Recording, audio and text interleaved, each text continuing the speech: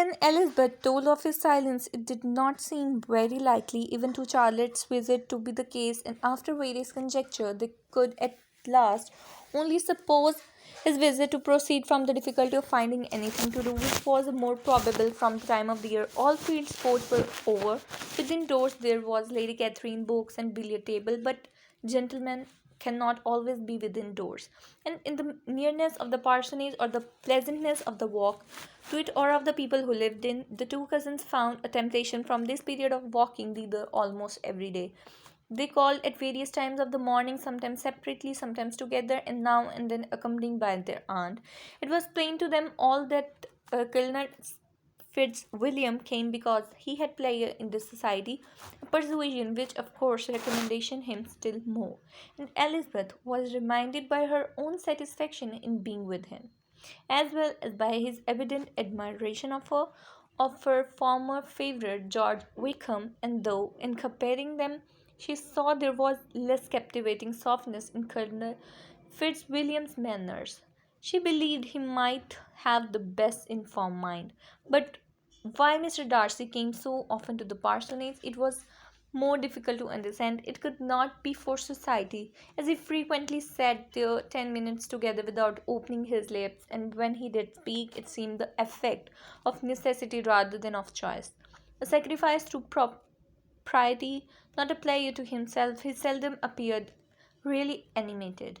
Mrs. Colin knew not what to make of him. Colonel Fitzwilliam's occasionally laughing at his stupidity proved that he was generally different, which her own knowledge of him could not have told her, and as she would like to have believed this changed the effect of love and the object of that love her friend Eliza, she set herself seriously to work to find it out. She watched him whenever they were at Rosings and whenever he came to Hunsford, but without much success. He certainly looked at her friend a great deal, but the expression of that look was disputable. It was an earnest, steadfast gaze, but she often doubted whether there were much admiration in it, and sometimes it seemed nothing but absence of mind.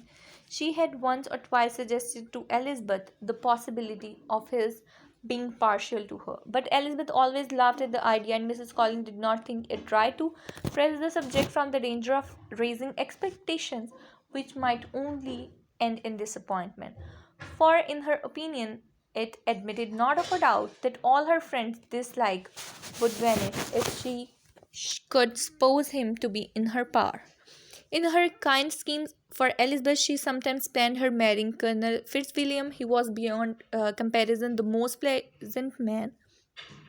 He certainly admired her, and his situation in life was most eligible. But to counterbalance these advantages, Mr. Darcy had considerable patronage in the church, and his cousin could have none at all.